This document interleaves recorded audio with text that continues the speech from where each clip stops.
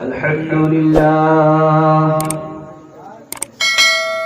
الحمد لله الذي خلق نور نبيك من نور وأبدى الخلق من نور والصلاة والسلام على نور الأولين والآخرين أما بعد فأعوذ بالله من الشيطان الرجيم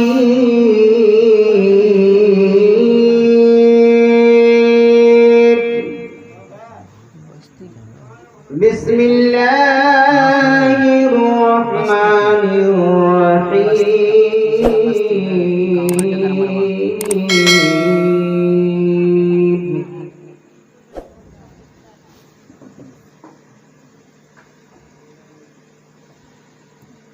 ولا تقولوا لمن يقتل في سبيل الله أموات بل أحياء ولكن لا تشعرون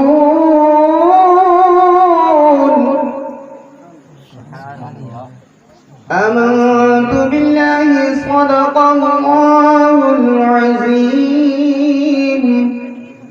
وبلغنا رسوله النبي الكريم ونحن على ذلك لمن الشاهدين والشاكرين فالحمد لله رب العالمين.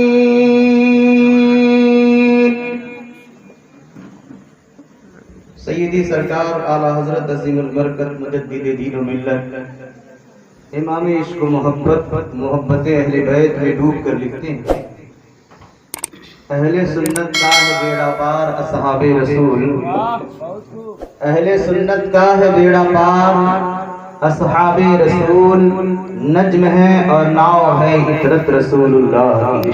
بے شک نہ مسجد میں نہ بیت اللہ کی دیواروں کے سائے میں، یہ دوسرے شاعر کا شعر ہے.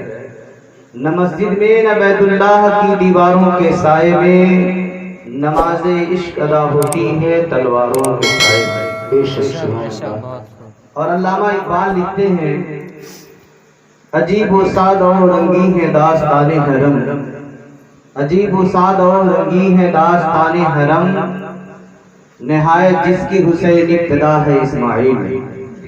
جھوم جھوم کر کے جی لگا کر کے درود پاک پڑھنا ہے.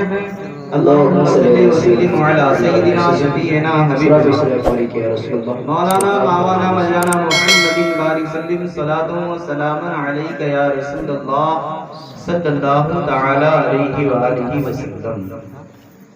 مبارکباد ہے ہم اور آپ کی آج کی شب میں نواز رسول نور نظر جگر گوش بطول حضور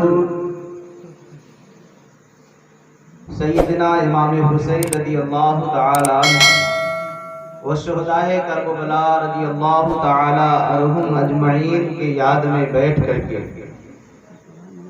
ذکر و اذکار کی اس محفل میں آ کر کے ان پیارے مقدس ہستیوں کے ذکر و سن کر اپنے قلوب و انہار کو منور مجلہ فرما رہے ہیں. درود پاک پڑھنا. اللہم صلی وسلم علی سیدنا شفیعنا مولانا معوانا مولانا محمد بارک سلم صلاۃ و سلام علیک یا رسول اللہ صلی اللہ تعالی علیہ وسلم. محترم حضرات، تقریر بہت آپ حضرات جب محرم شریف کا مہینہ آتا ہے تو سنتے ہو سناتے ہیں، 40ویں کا موقع آتا ہے تو سنتے ہو سناتے رہتے ہیں.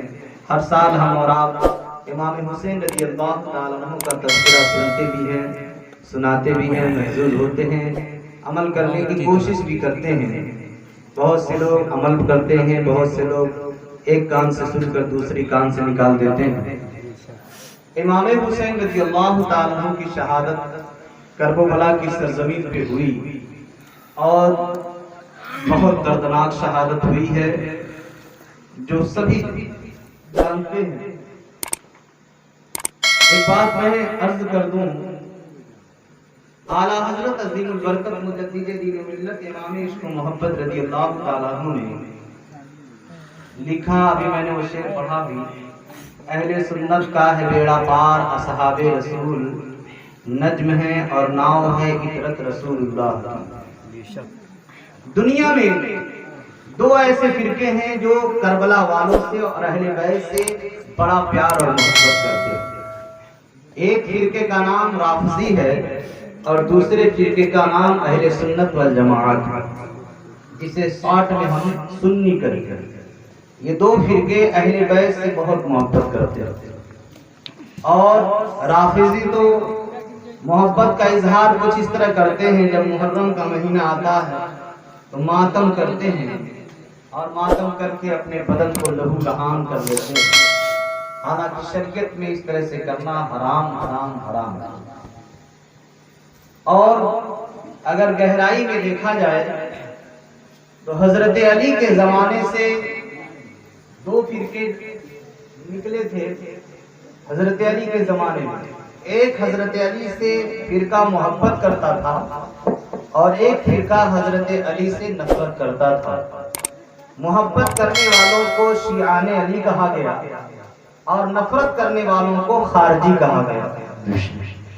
اب کوفہ کی سرزمین سے جن لوگوں نے خط لکھا تھا وہ کوئی اور نہیں تھے، شیعان علی،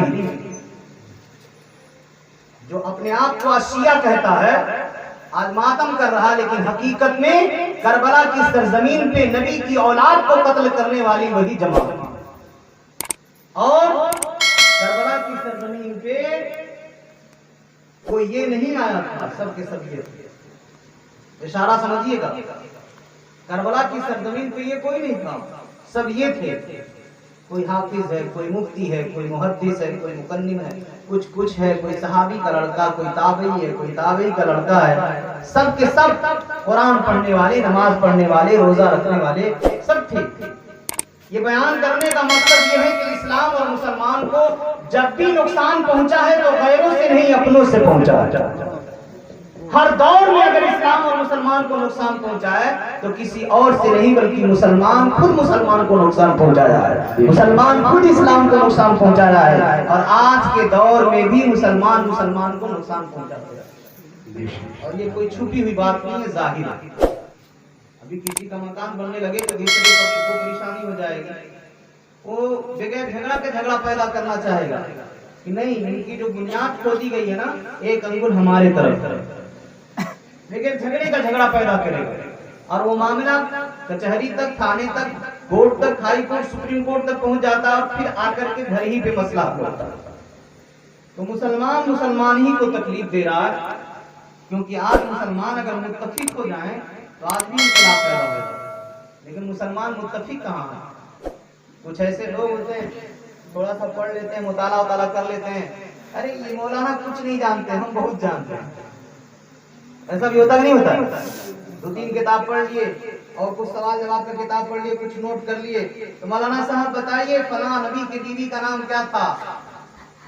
امتحان لیا جاتا ہے۔ ارے جاہل، تو نے ایک کتاب پڑھ لیا تو عالم کا تو امتحان لے رہا ہے، اگر وہ عالم تجھ سے اپنے طرف سے سوال بنا دے تو قیامت تک تو اس کا جواب نہیں دے پائے گا، جب تک کسی عالم کے قدموں کا موقع ہوگا۔ بے شک، سبحان اللہ۔ اور اگر آج تو اعتراض کرنے کے لائق ہوا ہے تو تیرے باپ کے نہیں آنے، بے شک، سبحان اللہ۔ اگر علماء نہ ہوتے تو کتاب بھی میدان میں نہیں آئی ہوتی، وہ کتاب بھی کسی گھر میں نہیں پہنچی ہوتی۔